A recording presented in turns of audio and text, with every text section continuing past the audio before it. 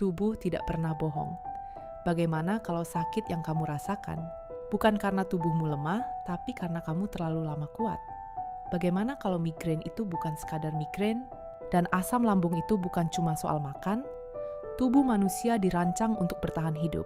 Saat kamu mengalami trauma, dibentak, diabaikan, dikhianati, kehilangan, atau tumbuh dalam lingkungan yang membuatmu selalu waspada, otakmu masuk mode survival. Amigdala, bagian otak yang mendeteksi bahaya, menyalakan alarm. Tubuh memproduksi kortisol dan adrenalin. Detak jantung naik, otot menegang, napas lebih cepat. Itu normal jika bahaya hanya sesaat. Terjadi bertahun-tahun. Penelitian tentang Adverse Childhood Experiences, ACE, menunjukkan bahwa semakin tinggi paparan trauma masa kecil, semakin tinggi risiko penyakit kronis saat dewasa, penyakit jantung, diabetes, gangguan imun, bahkan depresi berat. Kenapa? Karena stres yang kronis membuat sistem saraf tidak pernah benar-benar istirahat. Tubuh hidup dalam keadaan siaga terus-menerus. Dan disinilah banyak orang tidak sadar. Emosi yang dipendam adalah stres yang tidak pernah selesai. Marah yang tidak boleh keluar. Tangis yang ditahan karena harus terlihat kuat. Takut yang tidak pernah diakui.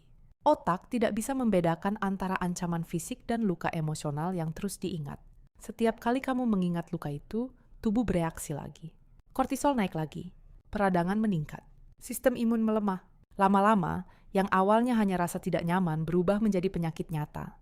Asam lambung kronis, tekanan darah tinggi, nyeri otot yang tidak hilang, lelah yang bahkan tidur pun tidak menyembuhkan. Saat kamu mulai belajar mengenali emosi, sistem saraf mulai merasa aman. Saat kamu berani berkata, aku marah, aku sedih, aku terluka, tubuh perlahan keluar dari mode bertahan hidup. Detak jantung lebih stabil, napas lebih dalam, otot lebih rileks. Ilmu menyebutnya regulasi sistem saraf. Kita menyebutnya proses pulang ke diri sendiri. Jadi jika hari ini tubuhmu terasa lelah, mungkin ia tidak butuh kamu jadi lebih keras. Mungkin ia butuh kamu jadi lebih jujur. Karena tubuh tidak pernah benar-benar berbohong. Ia hanya berbicara dalam bahasa yang selama ini kita abaikan.